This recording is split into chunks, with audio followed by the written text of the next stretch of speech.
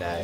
Okay, Laurence, welcome. We're in London today. We're going to have a chat about your life, your career, your new album. Tell us a bit about yourself and your band, and how long have you guys been together? Well, the drummer's been with me for 2 years, and the boys joined exactly a year ago. The bass player and the keyboard player. And I just wanted a new change, new band, younger guys. Obviously, their influences are different, so that always helps. And I just get inspired by playing with different people. It's very hard to find the right band.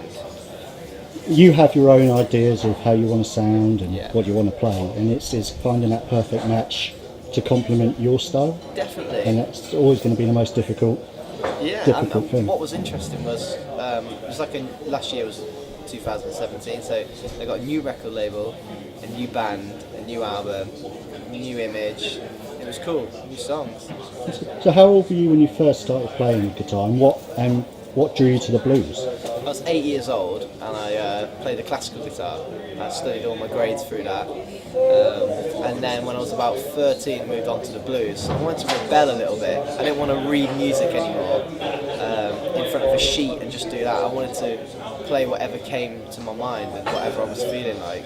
So you were classically trained, like you say, so scales were very important. So your soloing nowadays is just second nature to you. You can just, anywhere on the neck, you can just go for it. Yeah, And it helps. It definitely helps. I mean, there's a lot of scales in there that I learned, and a lot of different chords and melodies that I hear in my head.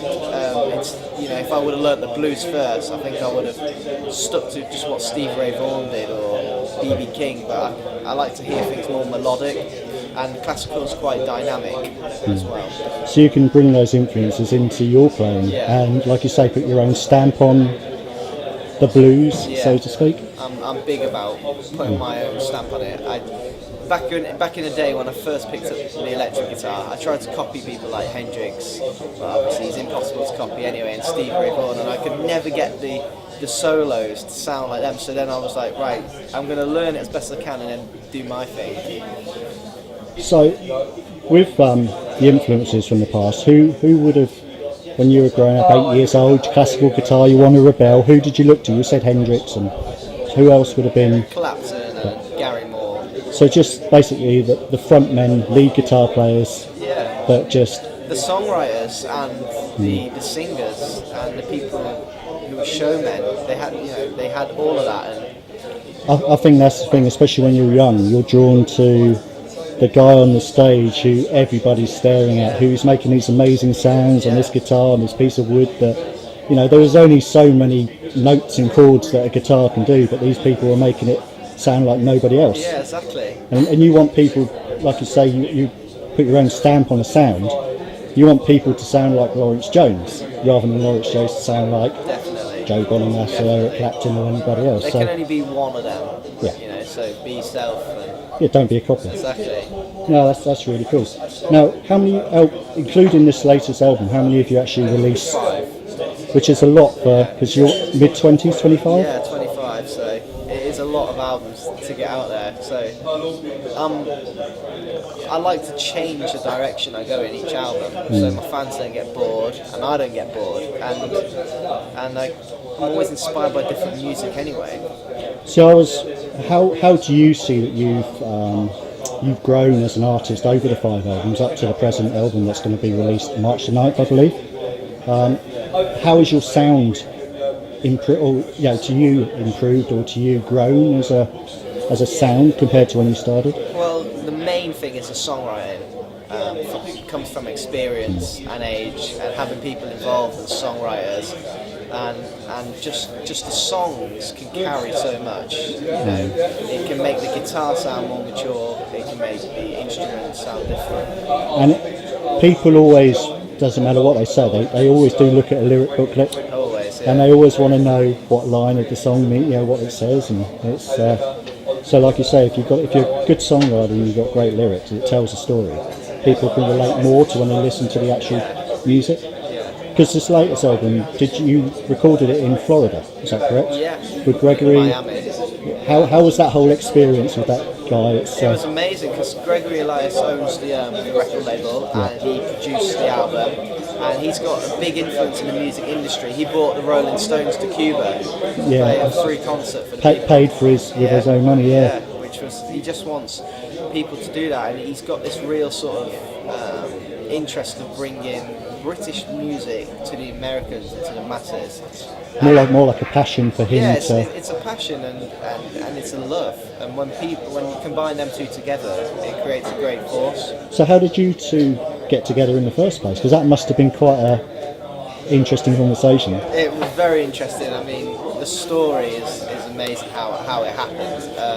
But he saw me in guitar magazines about 5 years ago, and he saw me on YouTube and heard I won all these awards for the British Blues Awards, and European guitarist. Kept an eye on your career. He kept an eye on me, and then his business partner, there's two of them involved, and they have a lot to do with the North Sea Jazz Festival as well. So they booked me for that festival, came to see me, and came with me with a record deal, and it was a great opportunity and a direction that I've always wanted to go in, and you don't get opportunities like that in the music industry anymore. So there's 10 tracks on the new album.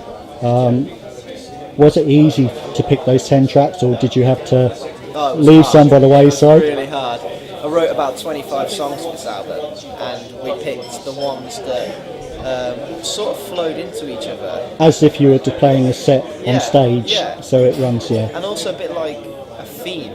I've had loads of great songs, and but they didn't fit with the album. I wanted it to fit, because some albums don't fit, but this one I wanted to fit. So is there a particular favourite that you like to play live off this new album? I mean, I take it you're playing a lot of the new stuff now, just to prepare people.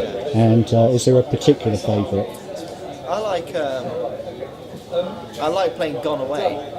It's got that rock punch to it, a cool chorus, and I can let rip on the solo as well. Now, we talked earlier. You've obviously got this nice Gibson. You normally sing with a Fender on stage, and I was going to say, is that your weapon of choice? But after today, seeing this beautiful Gibson Les Paul, what is your favourite guitar? What would be your dream guitar if you had money was no object? Well, the new album has a lot of different sounds that I wanted to duplicate live. I don't like doing albums where I can't do it fully live, and I used a Les Paul in the studio, and Gibson have kindly endorsed me today. It's a totally different sound to a Strat, but it's a beautiful sound as well. It's like you say, for certain a punchier song. It's got that backbone. And a lot on that album, a lot of it's rocky, and I need that power to it behind, and it's a different voice to my vocal, and it can complement it. But my dream guitar, the guitar I always pick up, is my Fender Stratocaster. I do love it when it just sort of feels like it sinks into my body. I don't know what it is. I saw you earlier this year supporting Vintage Trouble great. at Shepherd's Bush Empire, and you just looked like you were having fun on stage. Is that a big part of this new band that you've got together? To have fun and enjoy the music, enjoy the moment? I'd have fun whoever's up on stage with me, because it's just, I suffer with Crohn's disease, stomach problem, it's ulcers on the stomach, and for me, music is my healer. It's everything. When I'm on that stage, you forget all Nothing the worries. matters, It's like another world that you get into, and that's what I love about music, and that just makes me happy. So, I also saw you recently at the Bad Touch show in London, and also you were at Black Country Communion last week, I believe. Is it something you like to do, get to these other gigs when you've got downtime? Yeah, I mean, I love going to concerts, and I did like 200 shows last year, so I didn't get a chance to go to many gigs other than the gigs that I was at, like festivals and seeing other bands. I saw some great bands, I was going to say, who have you seen or who have you worked with that you would recommend to somebody for this year that they'd never heard of before, I supported the Rival Sons, they're really cool. Have you heard of them? Yeah. I think everybody has. That's the problem. Yeah, I like Eric Gales. We did some festivals with him. He's really cool.